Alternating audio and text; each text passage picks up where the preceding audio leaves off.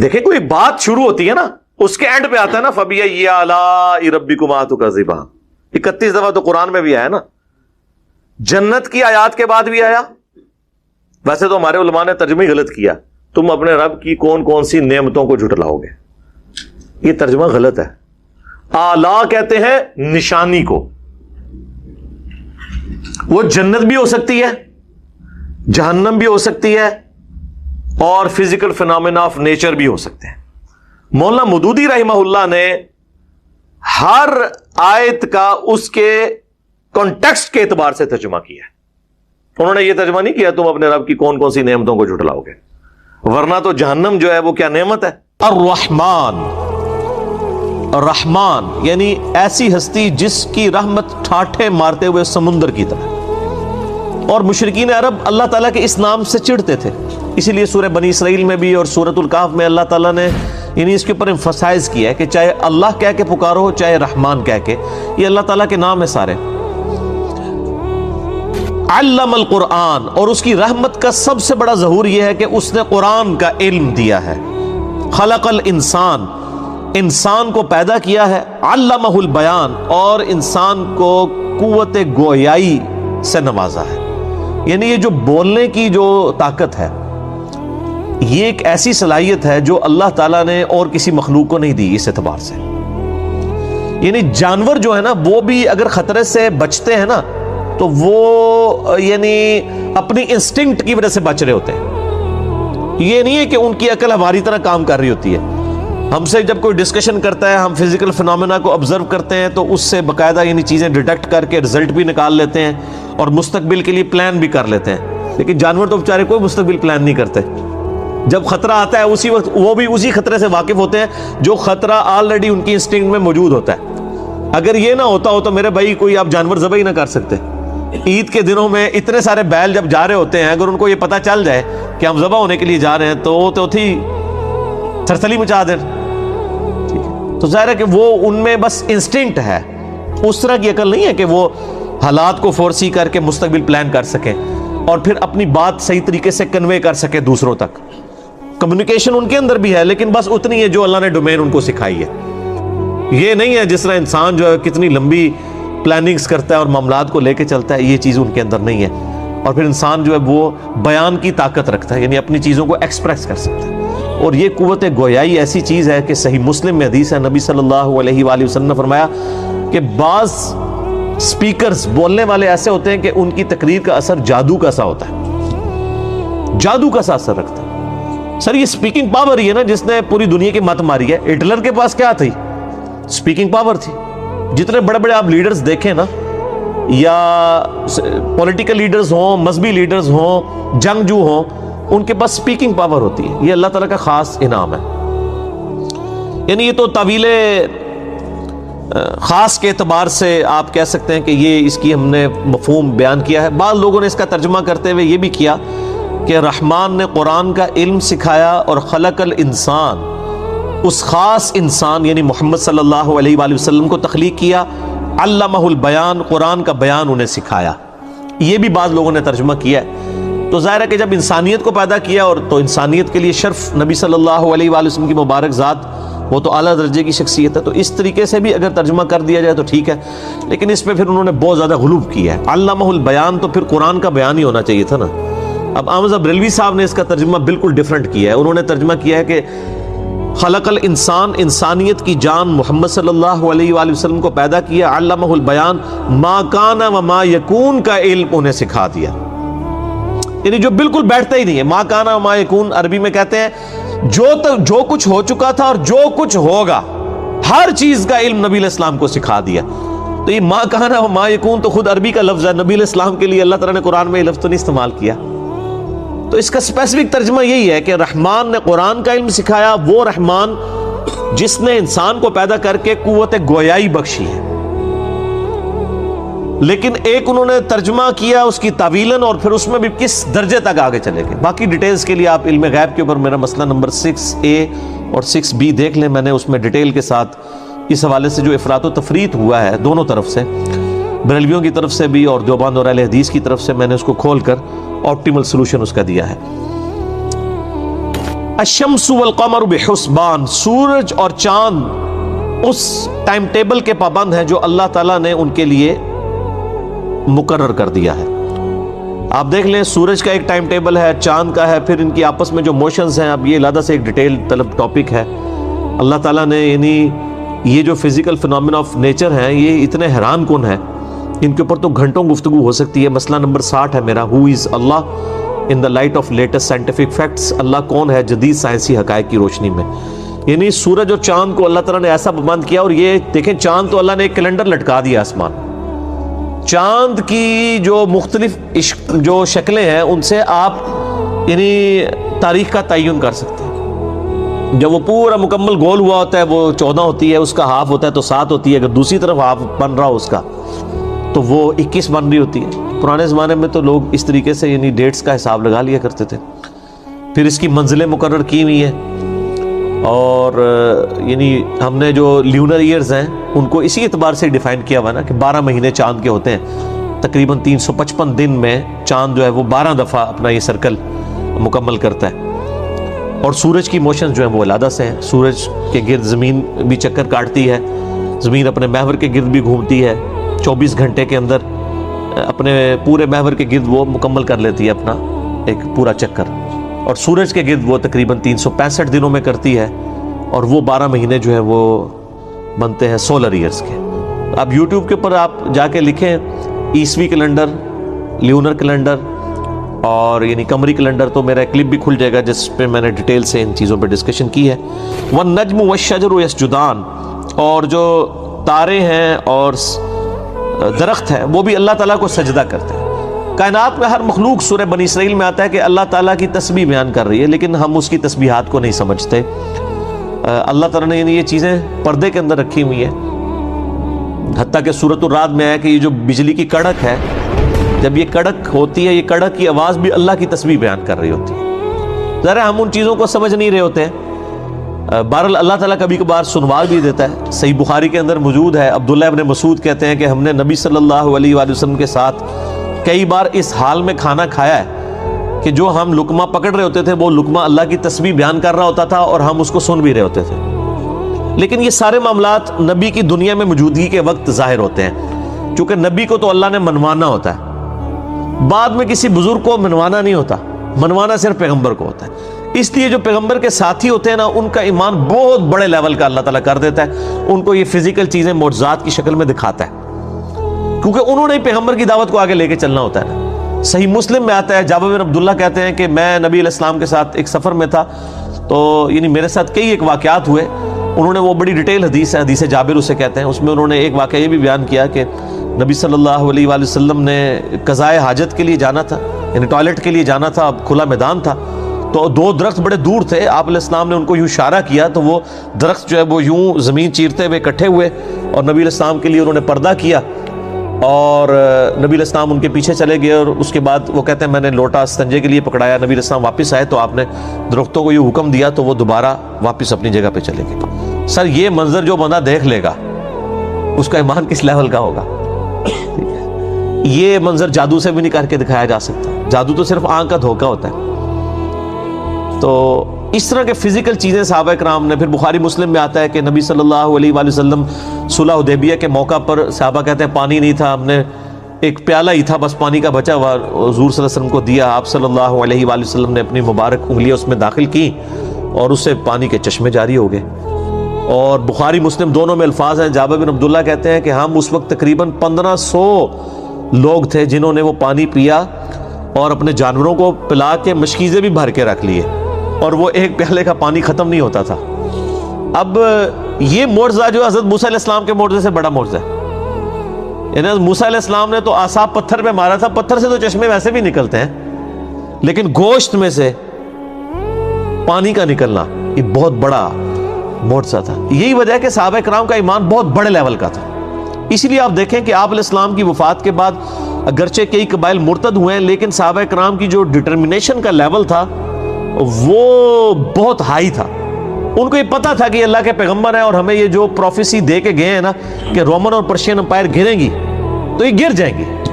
اس وقت یہ سوچا تھا اتنی بڑی سپر پاورز اور عرب کی ایک قوم جس کے پاس نہ کوئی لیٹسٹ اسلحہ موجود ہے، نہ اس طرح کی ریزروڈ آرمی موجود ہے.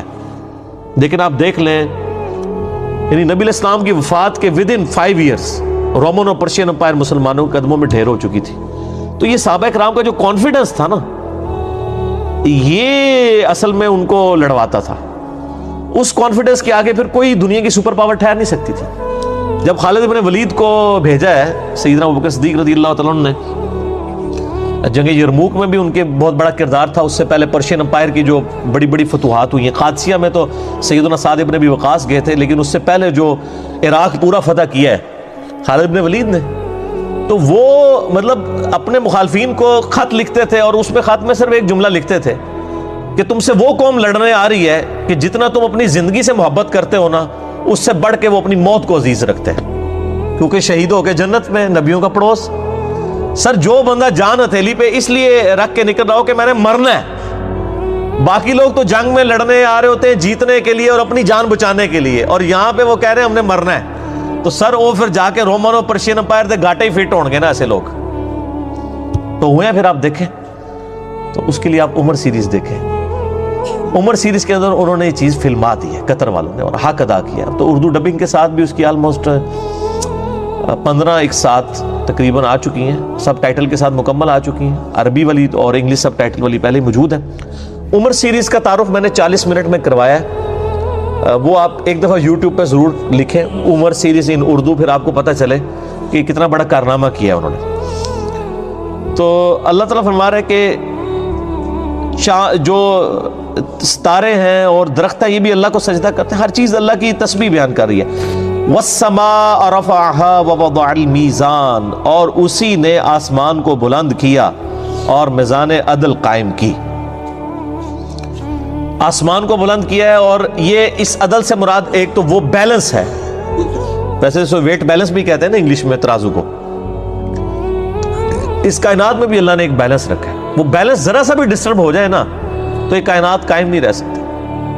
ایون یہ جو بگ بینگ جس کے بعد یعنی کائنات کریٹ ہوئی ہے، اس کے بارے میں اسٹیفن ہاکنگ نے یعنی یہ چیز ریویل کی تھی کہ اس کائنات کی جو یعنی کریشن ہوئی ہے اس بگ بینگ کے بعد، اس کا بیلنس ایسا تھا کہ اگر کوئی شخص بال پوائنٹ کو اس کی نوک پہ کھڑا کرے، ویسے تو بال پوائنٹ اپنی نوک پہ کھڑی ہو سکتی ہے نہیں، اور 1 ارب سال تک وہ کھڑی رہے، اتنا بیلنس ریکوائرڈ ہے اس بگ بینگ کے بعد اس کائنات کو کریٹ کرنے کے لیے. تو ظاہر ہے کسی فورن ایلیمنٹ کے بغیر، ایک کریٹر کے بغیر چیز پاسبل نہیں.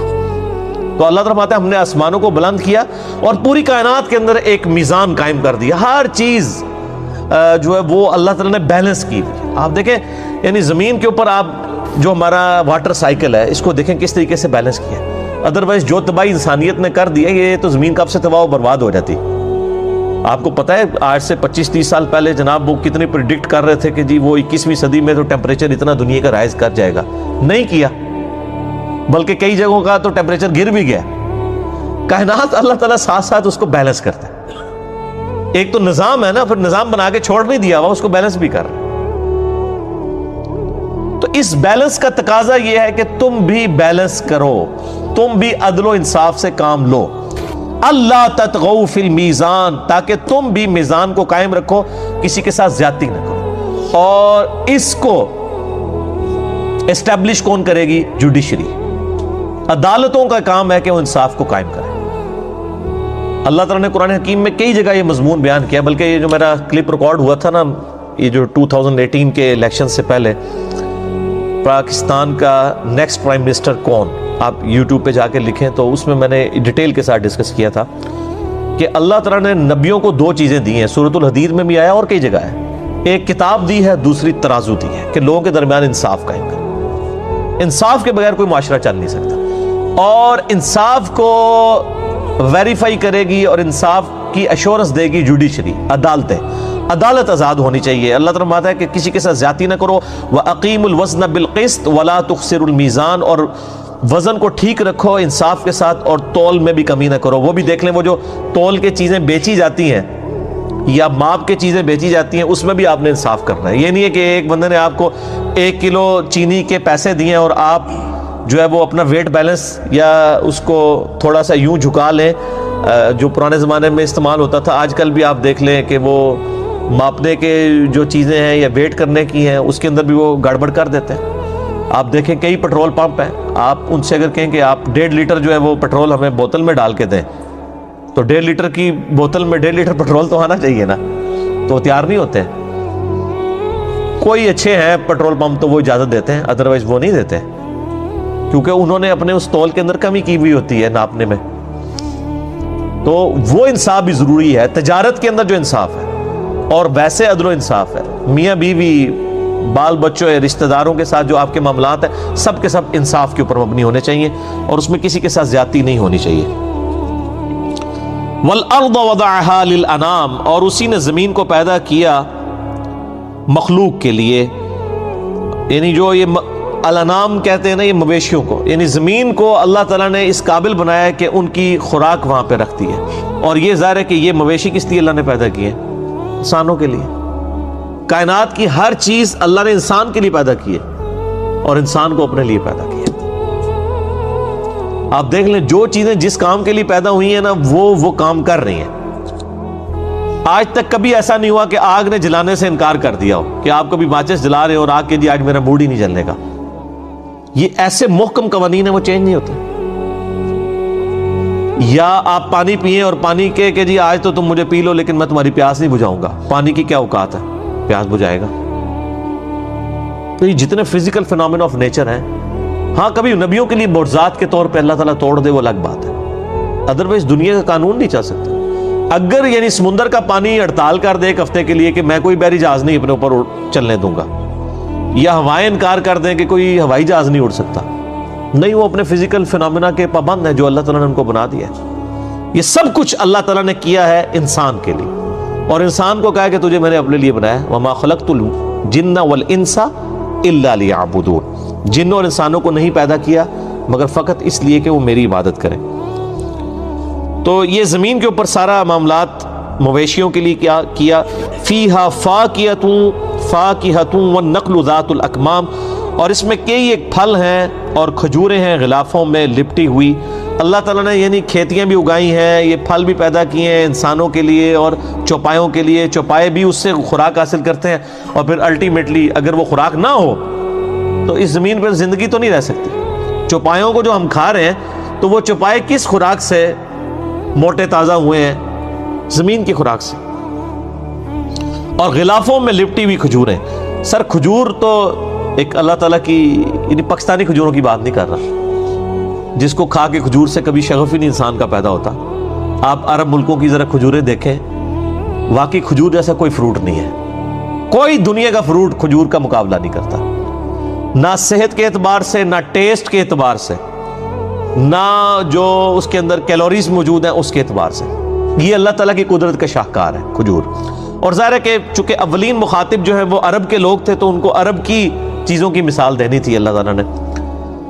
اس کے علاوہ بھی جتنی مخلوقات اللہ تعالیٰ نے ہمارے کھانے کے لیے پیدا کی ہیں، ذرا آپ ان کی کھال دیکھیں نا، کتنی زبردست وہ کھالیں بنائی ہیں کہ دنیا کی کوئی سٹوریج اس کا مقابلہ نہیں کرتی۔ یعنی تربوز ہے، آپ دیکھتے ہیں کہ ڈھیریاں زمین پہ لگی ہوتی ہیں، ایک ایک دو دو ہفتے تک ڈھیریاں لگی رہتی ہیں۔ آپ اس میں سے ایک تربوز نکالیں، بس اس کو کاٹ دیں، کاٹ کے 2 ٹکڑے کر کے وہاں پہ رکھ دیں، کتنی دیر تک وہ نکالے گا تربوز؟ 1 دن بھی نہیں نکالے گا۔ لیکن جب تک وہ اپنے غلاف کے اندر بند تھا 2-2 3-3 ہفتے بھی نکال دے گا۔ باہر ہی پڑا ہوتا ہے، فریج میں تو نہیں رکھا ہوتا، جیسے ہی غلاف اتارتے ہیں فریج میں رکھنا پڑ جاتا ہے۔ کیلا تو آپ روزانہ پریکٹس کر سکتے ہیں، کیلا اور سیب، جیسے ہی اس کا چھلکا اتارتے ہیں کالا ہو جاتا ہے، کھانے کے قابل نہیں رہتا، اس حوالے سے کہ جو مطلب زیادہ وہمی مزاج ہے۔ یہ کیلے جو ہیں وہ تھوڑی دیر بعد اس کی حالت ہی ایسی بدل جاتی ہے، لیکن وہ کھال کے اندر رہتے ہیں، محفوظ رہتے ہیں۔ تو یہ کھال جو ہے سر، یہ تو بہت بڑا معجزہ ہے اللہ کا۔ چیزیں جب تک کھالوں میں لپٹی ہوئی ہیں وہ سٹور بھی ہو رہی ہیں، جیسی کھال سے باہر نکلتی ہے تو وہ کھانے کے قابل بھی نہیں رہتی۔ ایک ایک چیز میں آپ کو اللہ تعالیٰ کی قدرت کی نشانیاں نظر آئیں گی۔ والحب ذو العصف والریحان، اور اناج بھی بھوسے والا اور خوشبودار پھول بھی اسی نے پیدا کیا۔ زمین میں اناج صرف انسانوں کے لیے نہیں نکل رہا گندم کی شکل میں، جانوروں کے لیے بھی نکل رہا ہے۔ اور صرف اناج نہیں ہے بلکہ خوبصورتی بھی ہے پھولوں کی شکل میں۔ آپ سرسوں کے کھیت دیکھیں نا، وہ جو اس سے مسٹرڈ آئل جو نکلتا ہے وہ تو الگ سے، جو اس کی پھولوں کی خوبصورتی ہے وہ یلو کلر جو گرین کلر کے اندر دور سے آپ دیکھیں تو کیا خوبصورتی دیتا ہے۔ اور جتنے پھلدار درخت ہیں آپ دیکھیں، یہ پھول ہی ہیں جن سے وہ پھل بنتے ہیں، پہلے پھول لگتے ہیں اس کے اوپر۔ سر زمین و آسمان کی ساری مخلوقات مل کے، سارے بزرگ بھی مل جان، ایک پھول نہیں بنا سکتے۔ یہ ساری کہانیاں نے نا، بزرگ مردہ زندہ کر چھڑ دینے، بزرگ ہے کر چھڑ دینے، بزرگوں کر سکتے ہیں۔ کوئی اپنا پیشاب نہیں روک سکتا، کوئی بزرگ لے میرے سامنے جو پیشاب اپنا روک کے بتا دے، سوچ بھی نہیں سکتے۔ سر یہ سب کچھ اللہ تعالیٰ کرنے والا ہے، انسان تو بہت لاچار ہے۔ یہی وجہ ہے کہ آپ جب بیمار ہوتے ہیں بزرگوں کے پاس جاتے ہیں، بزرگ جب بیمار ہوتے ہیں وہ پاکستان کے مہنگے ترین ہاسپٹل میں جاتے ہیں۔ ہونا تو چاہیے نا کہ جب بزرگ بیمار ہوتے ہیں تو ان کو بھی کسی مزار پہ لے جایا کریں۔ خود تو وہ آغا خان ہاسپٹل میں، شفا انٹرنیشنل میں اپنا وہ پیشاب بند ہوتا ہے تو علاج کروا رہے ہوتے ہیں۔ میں نام نہیں لیتا، ہمارے کتنے بڑے بڑے جو بزرگی کا دعویٰ کرنے والے لوگ ہیں، ان کے کہاں پہ بائی پاس اور آپریشن ہو رہے ہوتے ہیں، تو ہاسپٹل میں کیوں لے کے جاتے ہیں؟ آپ کو آستانوں پہ بلاتے ہیں، خود بیمار ہوتے ہیں تو ہاسپٹلس میں جاتے ہیں۔ کہانیاں، بلکہ وہ میں اقرار الحسن کا پروگرام کل پرسوں دیکھ رہا تھا، وہ ایک بزرگ جو روحانی آپریشن کرتے تھے، وہ ان کو اس نے پکڑا ہے، وہ ملتان کے پاس جناب، اتنا کاروبار کیا ہوا تھا اس نے، وہ سارے کچھ انجی ہے۔ سارے میڈیا کی برکت ہے، یہ جو پرانے بزرگ جن کی آپ کتابوں میں کہانیاں پڑھتے ہیں نا، اس وقت بھی اگر یہ جیو نیوز یا ایئر وے ڈیجیٹل یا یہ دنیا نیوز یا سما ٹی وی ہوتا ہے نا، تو ان بابوں کی بھی ساری کہانیاں کچا چٹا کھل جاتا۔ اس زمانے اقرار الحسن ویڈیو بنا رہا ہونا نا، تو تواڈے سارے بزرگ بھی جڑے نا، انہاں دی تانوں ساری اصلیت پتہ لگ جانی سی۔ کہانیاں یہ بھی اب کہانیاں کرا رہا تھا نا، اتنے عرصے سے گاؤں میں بیٹھا ہوا، کتنی دنیا کے پاس جا رہی تھی کہ وہ بائی پاس کر دیتا تھا۔ اور میں نے تو ان کو بہت آگے کی بات کی ہوئی ہے کہ بائی پاس تو بہت بڑا آپریشن ہے، دنیا کا کوئی بزرگ کسی بچے کا خطرہ کر کے بتاتے۔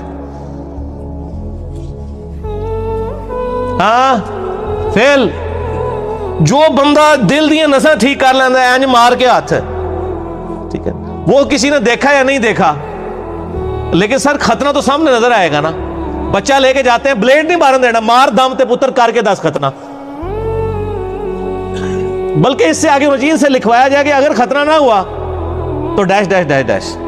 اللہ نے جنات کو پیدا کیا ہے آگ کے خالص شعلے، آگ کی لپٹ سے۔ آپ فلیم کو دیکھیں نا، تو فلیم میں ایک یعنی جو ہمیں نظر آ رہا ہوتا ہے نا حصہ، ایک سین پورشن ہوتا ہے فلیم کا، جو یلو کلر میں آپ کو آگ کا نظر آ رہا ہوتا ہے، موم بتی جلائیں۔ ایک اس کے اوپر ان سین پورشن ہوتا ہے جو ہلکا سا آپ کو یوں ہلتے ہوئے نظر آتا ہے صرف، وہ جو لپٹ ہے نا، اس کے ساتھ جنات کو پیدا کیا گیا۔ اعوذ باللہ من الشیطان الرجیم۔ خلق الانسان من صلصال کالفخار، اللہ نے پیدا کیا ہے انسان کو اس مٹی سے جو ٹھیکری کی مانند ہے۔ اس کی ڈیٹیل سورۃ الحجر میں آئی ہے نا کہ من حمأ مسنون، ایسی مٹی تھی جو یعنی گارا خشک ہو کہ جب بجنے والا ہو جائے، اس مٹی سے اللہ تعالیٰ نے انسان کو پیدا کیا ہے۔ تو یہ اللہ تعالیٰ کی قدرت کا کلائمیکس انسان۔ وَخَلَقَ الْجَانَّ مِن مَارِجٍ مِّن نَار، اور دوسری بڑی مخلوق اللہ نے جنات کو پیدا کیا ہے آگ کے خالص شعلے، آگ کی لپٹ سے۔ آپ فلیم کو دیکھیں نا، تو فلیم میں ایک یعنی جو ہمیں نظر آ رہا ہوتا ہے نا حصہ، ایک سین پورشن ہوتا ہے فلیم کا، جو یلو کلر میں آپ کو آگ کا نظر آ رہا ہوتا ہے، موم بتی جلائیں۔ ایک اس کے اوپر ان سین پورشن ہوتا ہے جو ہلکا سا آپ کو یوں ہلتے ہوئے نظر آتا ہے صرف، وہ جو لپٹ ہے نا، اس کے ساتھ جنات کو پیدا کیا گیا۔ اسی لیے جنات جب تک کوئی شکل اڈاپٹ نہ کریں نا تو آپ کو نظر نہیں آتے ہیں۔ اللہ تعالیٰ نے ان کو اس طرح کی مخلوق بنایا ہے کہ وہ آپ کو نظر نہیں آ سکتے۔ فَبِأَيِّ آلَاءِ رَبِّكُمَا تُكَذِّبَانِ، تو اے جنوں اور انسانوں کے گروہ، دو بڑی مخلوقات، تم اپنے رب کی قدرت کی کون کون سی نشانیوں کو جھٹلاؤ گے؟ رب المشرقین و رب المغربین، وہی رب ہے دونوں مشرقوں کا بھی اور دونوں مغربوں کا بھی۔ اچھا، رب المشرق والمغرب بھی آتا ہے سورہ المزمل کے اندر، اور رب المشارق والمغارب بھی آتا ہے۔ یہاں پہ آپ کو تثنیہ کا صیغہ، جمع کا اور واحد کا تینوں سمجھ آ جائیں گے۔ رب المشرق والمغرب، وہ رب ہے مشرق کا اور مغرب کا، یہ واحد کا صیغہ ہے، ایک مشرق کا۔ یہاں پہ آئیں گے دو مشرقیں، رب المشرقین و رب المغربین، وہ پروردگار ہے 2 مشرقوں کا اور 2 مغربوں کا. اور پھر پارہ نمبر 29 میں آتا ہے رب المشارق والمغارب، وہ کئی مشرقوں کا رب ہے اور کئی مغربوں کا. وہ ہے جمع کا صیغہ. واحد کیا ہوا؟ مشرق، تثنیہ مشرقین اور جمع مشارق. تو یہ تینوں باتیں بیک وقت درست ہیں. رب المشرق والمغرب تو سب کو پتا ہے، یعنی ود رسپیکٹ ٹو زمین سورج مشرق سے نکل کے مغرب میں غروب ہوتا ہے. ویسے تو سورج غروب ہوتا ہی کوئی نہیں ہے، ود رسپیکٹ ٹو زمین. اور ظاہر ہے یہ اسٹیبلش چیز ہے. قرآن حکیم چونکہ لٹریچر کی بک ہے، لٹریچر کی زبان میں بات کرے گی. آپ نیو یارک ٹائم میں بھی اگر دیکھیں گے تو وہاں پہ بھی آپ کو سن سیٹ اور سن رائز لکھا ہوا نظر آئے گا. اب یہ نہیں کہہ سکتے کہ امریکنز کو پتہ ہی نہیں ہے کہ سورج نکلتا ہی نہیں ہے. وہ آپ کو کہیں گے نہیں بھائی یہ لٹریچر کی زبان. تو قرآن پہ بھی کوئی ایسا اعتراض نہیں، قرآن لٹریچر کی زبان میں بات کرتا ہے. تو مشرق سے سورج نکل کے مغرب میں جاتا ہے، تو سب کو پتا ہے. 2 مشرق اور 2 مغرب. اس کو اس طرح بھی آپ سمجھ سکتے ہیں کہ جو آپ کا مغرب ہے نا، وہ اس سے جو نیچے ملک ہے ان کے لیے مشرق ہوتا ہے. یعنی ہمارا جو مغرب ہے وہ امریکہ کے لیے مشرق ہے، کیونکہ جب سورج جو ہے اب ایسے ٹریول کر کے، آپ کو پتا ہمارے بالکل ایگزیکٹ نیچے امریکہ ہے، تو یہاں سے جب امریکہ میں سورج غروب ہو رہا ہوتا ہے نا، یہاں پہ پہنچا ہے تو وہ مغرب میں غروب ہوتا ہے، اور ہمارا یہاں پہ مشرق ہے، یہاں سے نکل رہا ہوتا ہے. یہ کرتے کرتے کرتے کرتے جب یہ غروب ہونے لگتا ہے نا، جب یہاں پہ مغرب میں غروب ہوتا ہے تو نیچے امریکہ، امریکہ میں طلوع ہو رہا ہوتا ہے، امریکہ کا وہ مشرق ہوتا ہے. تو جو بھی یعنی زمین کے اوپر آباد ہے نا، اس کا جو مشرق ہے وہ کسی اور کے لیے مغرب ہے، اور اس کا جو مغرب ہے کسی اور کے لیے مشرق ہے. تو یہ 2 مشارق، دو مشرق اور 2 مغرب اس اعتبار سے بھی ہے. اور ایک اور چیز ہے جو آج یعنی سائنٹیفکلی ہمیں چیزیں پتہ چلی، ویسے تو ہماری آبزرویشن میں ہے. آپ دیکھتے ہیں کہ سورج روزانہ نئی مشرق سے نکلتا ہے اور نئی مغرب میں غروب ہوتا ہے ود رسپیکٹ ٹو زمین. اس لیے آپ دیکھتے ہیں نا سر، گرمیوں میں سورج آپ کے اوپر سے یوں جاتا ہے، اسی لیے دن لمبا ہوتا ہے. اور سردیوں میں یہاں سے نکلتا ہے، یہاں سے ہو کے ایسے جاتا ہے، اس لیے وہ آپ دیکھتے ہیں نا سایوں کا بالکل ڈیفرنٹ ہوتا ہے. اسی لیے جلدی غروب ہو جاتا ہے، کیوں وہ افق کے ساتھ ساتھ چل کے غروب ہوتا ہے. گرمیوں میں بالکل اوپر سے جاتا ہے، اسی لیے آپ دیکھتے ہیں گرمیوں میں بعض کا بالکل زیرو سایہ بھی ہو جاتا ہے، جو ایکویٹر کے اوپر، خط استوا کے اوپر ہے. یہاں ہمارے ملکوں میں بھی یعنی ہم ایکویٹر سے اتنی زیادہ دور تو نہیں ہے، تو سایہ بالکل چھوٹا ہوتا ہے. لیکن سردیوں میں آپ کبھی بھی چھوٹا سایہ نہیں دیکھیں گے، کیونکہ سورج اوپر آتا ہی نہیں، سورج یوں سائڈ سے ایسے چلا جاتا ہے، اسی لیے جلدی غروب بھی ہو جاتا ہے. تو آپ اگر اس وقت یعنی مغرب میری بیک کے اوپر آپ دیکھیں گے کہ گرمیوں میں سورج جو ہے نا وہ اس طرف جا کے مغرب میں غروب ہو رہا ہوتا ہے، اور سردیوں میں اس طرف. بے شمار فرق ہے، تقریباً اتنا میں جتنا 2 ہاتھوں کا کہہ رہا ہوں نا ہمارے دیکھنے میں، ویسے تو وہ کئی لاکھ کلومیٹر کا فرق ہوگا، لیکن آپ کے دیکھنے میں بھی اگر مغرب یہاں پہ ہے نا سردیوں میں، گرمیوں میں، تو سردیوں میں یہاں ہوتی ہے، وہ پہلے ہی غروب ہو جاتا ہے. تو ہر دن نئی مشرق ہوتی ہے. 365 مشرقیں ہیں، کیونکہ وہ ایک دن میں یوں شفٹ نہیں ہوتا. ایک دن یہاں سے نکلا، اگلے دن تھوڑا سا آگے سے نکلا، اگلے دن تھوڑا سا آگے، کرتے کرتے کرتے وہ مشرق کی ایکسٹریم کو پہنچتا ہے، اور ادھر بھی مغرب کی ایکسٹریم کو پہنچتا ہے. تو یہ 365 مشرق تو بنتے ہیں، کیونکہ روزانہ نئی جگہ سے طلوع ہوتا ہے، تبھی تو وہ گریجولی شفٹ ہوتا ہے نا. یا 365 کا ہاف کر لیں آپ، یعنی وہ موسم کے اعتبار سے، تو روزانہ ایک نئی مشرق سے نکل کے نئی مغرب میں غروب ہوتا ہے. تو یہ ساری اللہ کی مشرقیں ہیں اور ساری مغربیں اللہ کی ہیں. تو رب المشارق والمغارب بھی درست ہے، رب المشرقین والمغربین بھی درست ہے، اور رب المغربین اور رب المشرق والمغرب بھی درست ہے. فَبِأَيِّ آلَاءِ رَبِّكُمَا تُكَذِّبَانِ، تو تم اپنے رب کی کون کون سی قدرت کی نشانیوں کو جھٹلاؤ گے. نعمت بھی ہے سورج کا نکلنا اور غروب ہونا، اور یہ قدرت کی بہت بڑی نشانی ہے. سر یہ کوئی نہیں کر سکتا، کوئی نہیں کر سکتا. یہ آپ کے ملک کے اندر ہی کہانی ہے، اور میں اللہ کا شکر ادا کرتا ہوں کہ آپ کے علماء کو انگریزی نہیں آتی اور گوروں کو اردو نہیں آتی. ورنہ جو تسی دسو گے نا شاہ شمس تبریز نے کیا وے تو بھی شمس تے میں بھی شمس، ٹھیک ہے جی، وہ بوٹی بون لی سی انہوں نے. اچھا وہ جب بوٹی بون رہے تھے تو جو ملتان کے جو باقی لوگ تھے وہ نہیں بنے گئے، صرف بوٹی بنی گئی ہے. انجینئرنگ ہے، چھچڑا بھی پنیا گیا. شاہ صاحب خود بھی کچھ، چلو شاہ صاحب نو کہہ کہ بزرگ نے بچ گئے تھے، باقی سارے بزرگ سن وہ سر بات یہ ہے کہ یہ شاہ شمس نے بھی کارنامہ ملتان ہی چی کرنا سی، اس کردو نہیں سی کرنا. ملتان میں تو ویسے ہی یعنی جغرافی پوائنٹ آف ویو سے گرمی ہے، اس کا اس کے ساتھ تو کوئی تعلق ہی نہیں ہے. تو یہ سب کی سب کہانیاں میرے بھائی، کوئی کچھ نہیں کر سکتا. میں نے بتایا ہمارے بزرگوں کو تو سورج کے سائز کا نہیں پتا تھا. شاہ شمس تبریز تو ابھی گزرے تقریباً 600-700 سال پہلے، پتہ نہیں انہوں نے کہا یا نہیں کہا.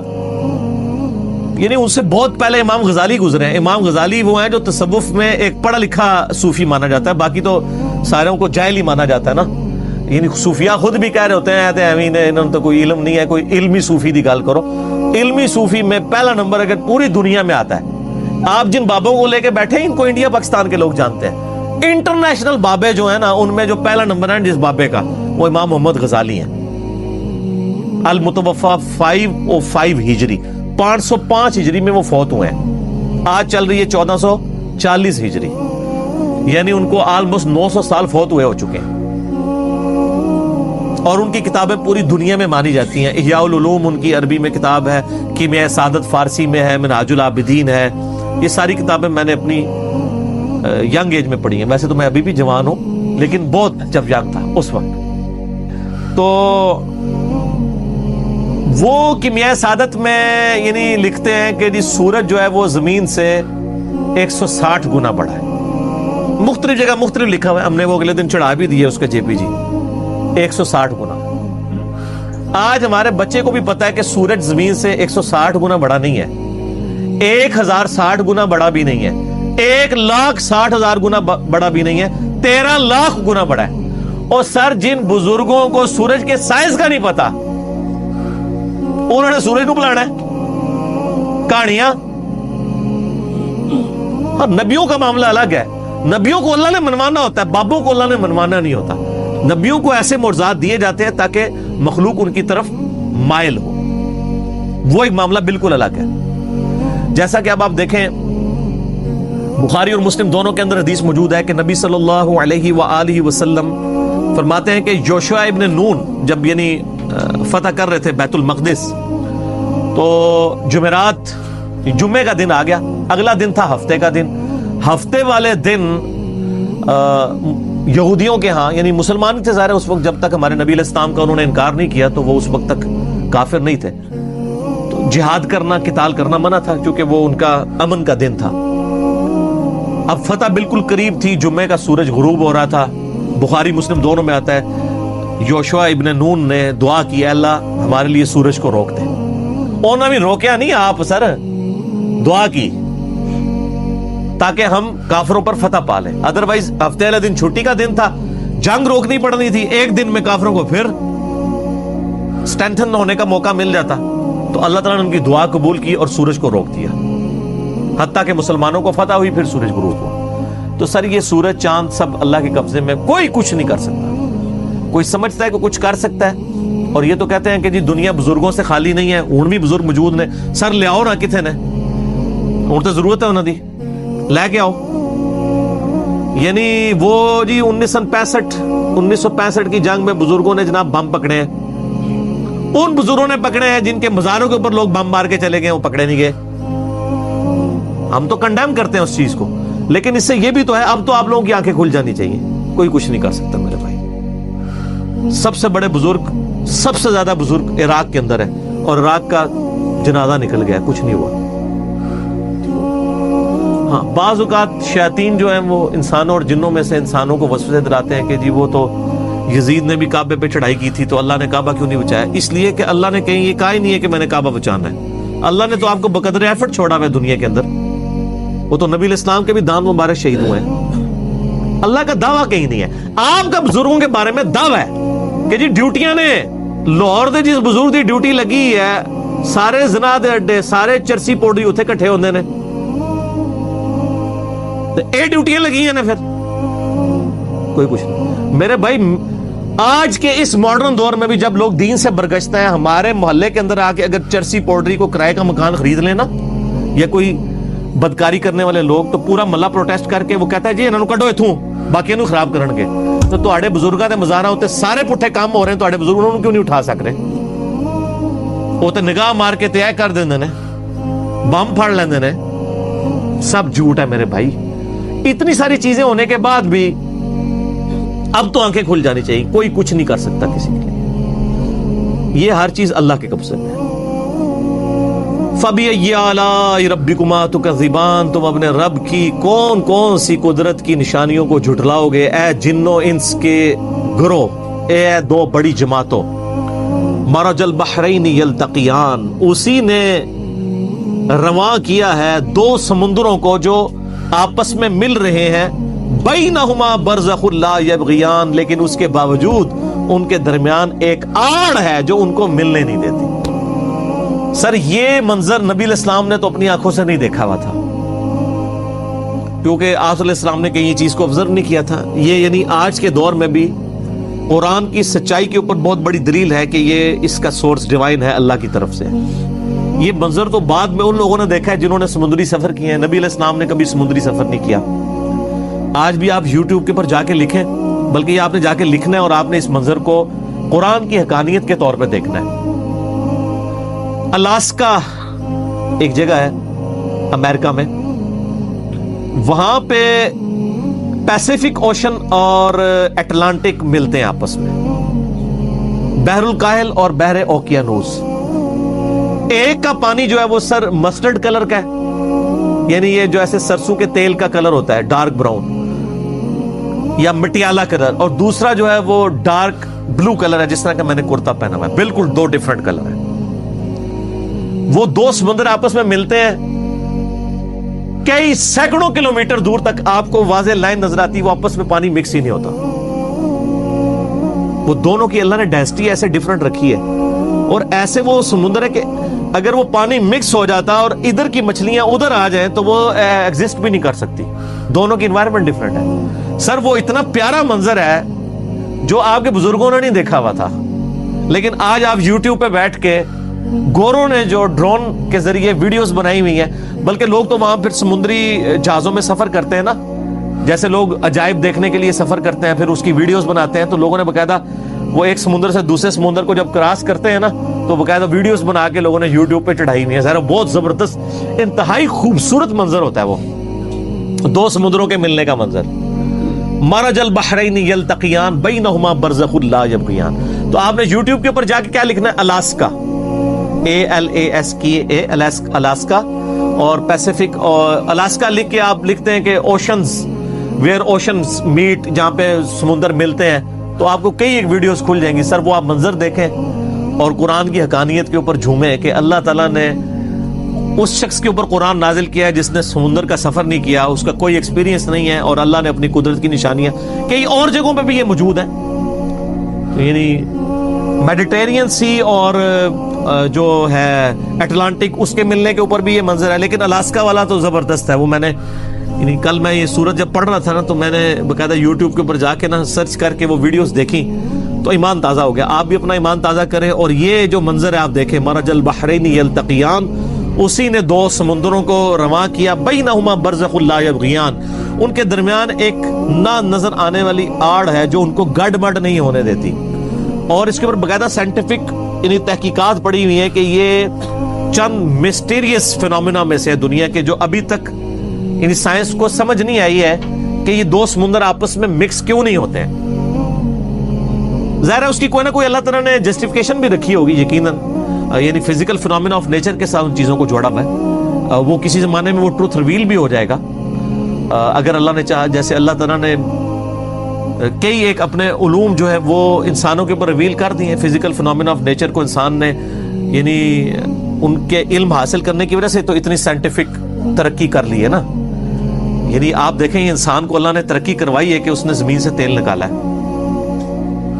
یعنی زمین سے تیل نکلے ہوئے آج 300 سال نہیں گزرے ہیں. پینسلوینیا کے اندر جو ایک ریاست تھی امریکہ کی, آج بھی ہے, اس میں پہلی دفعہ تیل کا کنواں نکلا تھا. میرا اس کے اوپر یوٹیوب کے اوپر کلپ بھی موجود ہے, ہم نے اس کی باقاعدہ HD پکچرز بھی لگائی ہیں. وہ آج تک انہوں نے وہ کنواں جو ہے وہ بڑی دنیا سے لوگ جو ہیں وہ زیارت کرنے کے لیے اس کنویں کی آتے ہیں کہ یہاں سے انسانی ہسٹری شفٹ ہو گئی تھی. سر ایڈون, ایک بزرگ رحمت اللہ علیہ نہیں نے, ایک گورا ایک سر ایڈون, انہوں نے جناب تیل دا کنواں دریافت کیتا سی. ٹھیک ہے, آئے تو بزرگ تے 1000 سال تو کہہ رہے ہیں جناب, وہ نگاہ ماری 70 زمیناں تیل بھی کراس کر گئی, تیل بھی نہیں نظر آیا.